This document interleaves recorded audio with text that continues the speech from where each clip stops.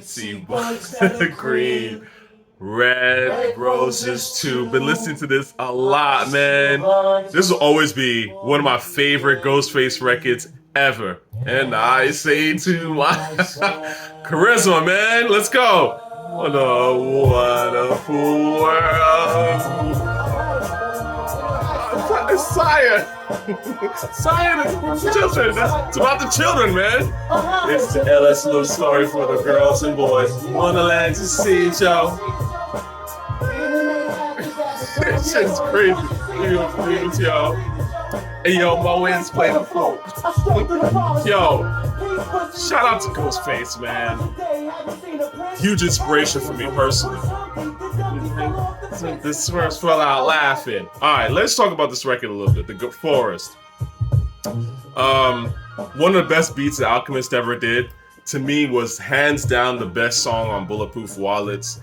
I may have talked about this song before, but I'm a writer, man. Like, I'm a creative, so when you're creative, it speaks to me. You know what I mean? And I remember when the song came out. I heard it probably shortly after it came out, like sometime in 2002, early 2003. But anyways, it was like pretty much right after it came out. And I just remember being like, what the fuck? This is so ill. It was so left to me. Like, you know what I mean? Just the beat was left. The whole thing was so left to me, even though obviously it's in the tradition of Slick Rick and all that storytelling shit. So, you know, it's just fascinating, man. The whole thing was crazy. I remember running to go catch my boy, and I was like, yo, you gotta listen to this fucking record, man. And I played it. He was just like, what the fuck? So I've been a fan of The Forest for a long time. And, you know, that to me is the essence of Ghostface in a lot of ways, right? A sunny, summery kind of rapper. And in that vein, he's probably the best to ever do it. In that, like, summery feel, you know what I mean? I've always liked that about Ghost. I put Ghost in my number, I think he was in my top 5 on the list that I made. Now, I do think that you could argue that Ghost is up there, man. He's up there. I think, I wouldn't say in the, you know, the overall top 5 of everybody or whatever. Like, I mean, again, once you're a really good rapper, at some point, these top 5 lists become meaningless, really. But what I am trying to say is that Ghostface is a phenomenal talent. You know, he's certainly one of the greatest rappers to ever do it, honestly. Anyway, and shout out to Alchemist. Alchemist killed this beat, you know what I mean? I know I've shitted on Alchemist before, but, you know, again, to me, it's more of the recent stuff with Alchemist. You know, the last 10 years, easily, at least, you know, have just been, like, skippable to me, Alchemist-wise. And I say that respectfully. It doesn't mean that he doesn't have classic stuff. Like, this beat is classic. He's got some fantastic stuff. So shout out to Alchemist. Anyway, now, the last thing I want to talk about real briefly, fake records. You know, I don't think I've ever talked about Dead Prez in general, or just about this song. Again, I remember when this shit came out, like, this shit is like a brain rewire, man. This shit was hard. And then, you know, you could see Chappelle used it for the show, which again, classic, like, you knew Chappelle was on some hip-hop shit. I remember the first time, again, I saw Chappelle in real time. I didn't see the first episode in real time. I think I saw like the third or something like that. So, you know, but right away, like, if you were a hip-hop fan, within those first couple of 3 episodes when they aired, people were like, yo, have you seen this shit? This new shit, Chappelle?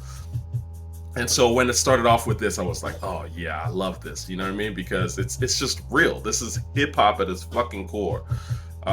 Dead Prez made a phenomenal banger with this, man. Like, the beat is crazy. Obviously, what they were saying was so real, and unfortunately, it didn't lead to hip hop changing. In fact, hip hop went further downhill after this. But you know, that's the nature of the game. That's how these things go. I'll tell you one funny little tidbit. Shout out to my man Spence Diamonds DJ. But I remember one time, this was years and years ago, man. This is before Drizzy became that guy, in my opinion. But this was kind of around like 2012-ish, 2013. So the man was spinning some, I think Hold On We're Going Home, right?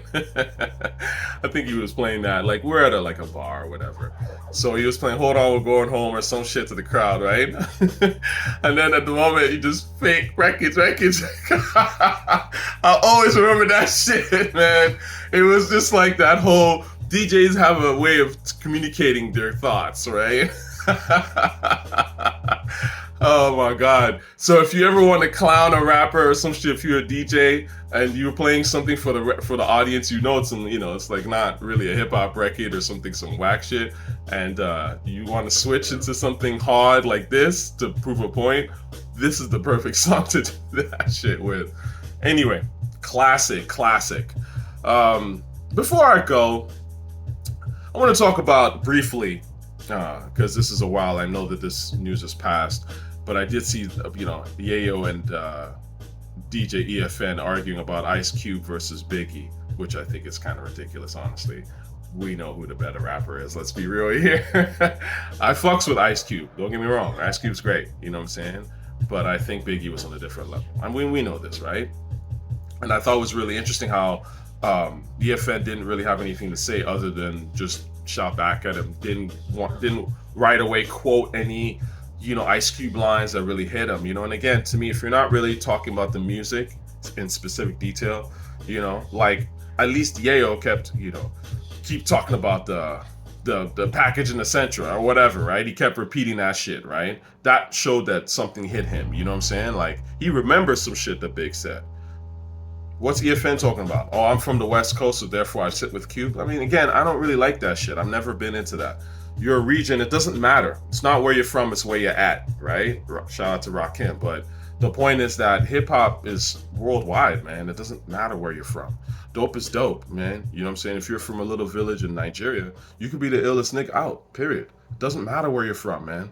You know what I'm saying? Like, I was never a big Wale guy. I never cared for Wale as a rapper. Wale is Nigerian. I remember when he was on the scene, I didn't like him because I'm Nigerian. That's ridiculous. You know what I'm saying? I like you if you dope. Like, so the idea that again, it's that thing when I hear someone say like, oh, I like this person or I gotta ride with this person because they're from my state, is like, really though? Do you really have to? Or is that just like the dick rod in you? Anyway, peace. Appreciate y'all paying attention and more shit to come. Trust me on it, man. One.